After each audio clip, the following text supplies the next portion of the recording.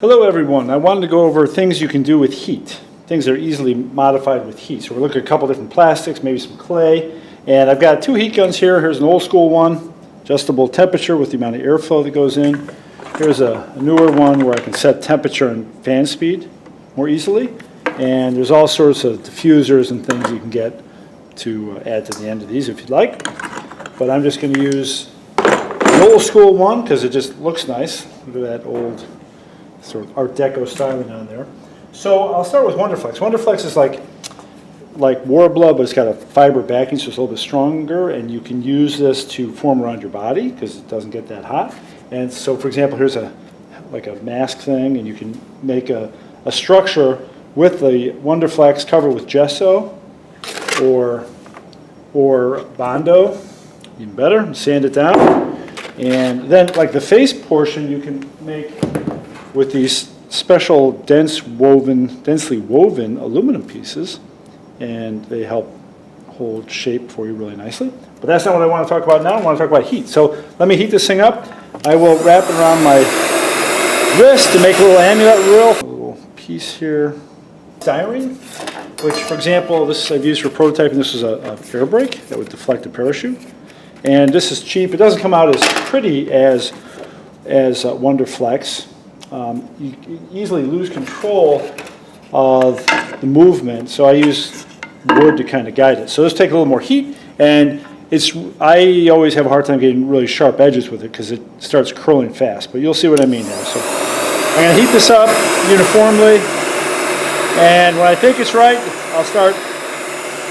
I'll bend it between two pieces of wood, and I'll get a nice, reasonably crisp edge.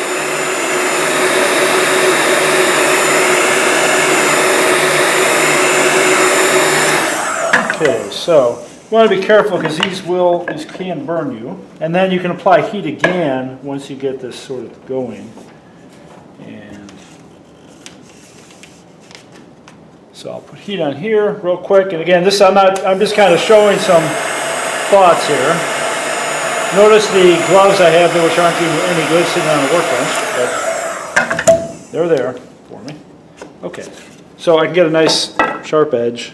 And again, you can do better with that too. So cheap, easy to work with. Okay, I wanted to do the thermosetting form too, which is this.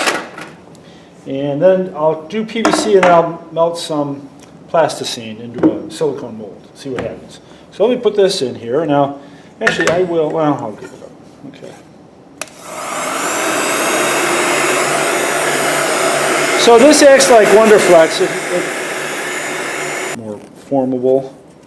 It gets really quite strong once it sets.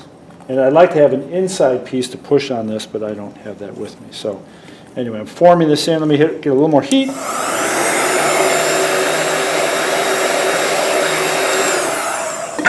And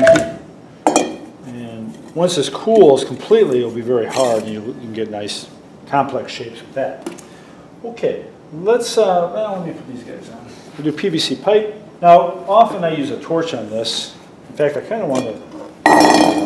So, and I've got a 2V bender that can guide me, which I don't think we'll use here. We'll look at bending later. So PVC is very cheap. It smokes.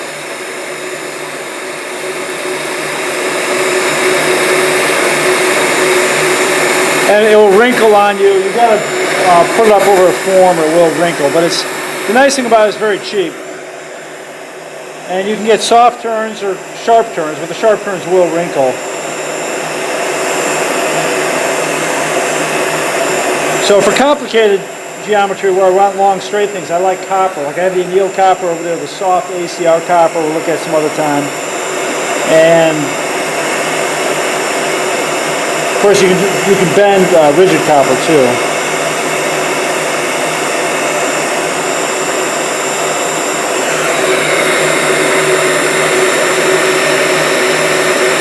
And pretty soon I want to just do the plastic. Okay, this will burn you badly. And plastic, and well, solids generally, they don't just burn like steam. They completely wrap your skin and burn very badly. So be careful.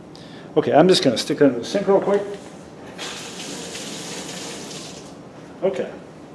And actually I could do that, and there's my little thing. And, okay, let me do this then for sort of the final demo. And let's see, I want to, this is just to kind of give an idea what this is like. Okay, and I think that camera will show that. Okay, so I'm going to take a project, and I can melt this.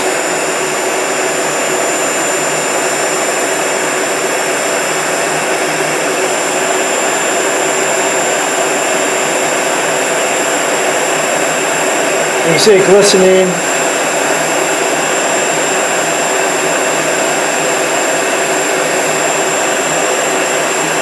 And what I normally do is put it in an oven. I have an oven back there, but I just wanted to show some of the things you can do with a heat gun.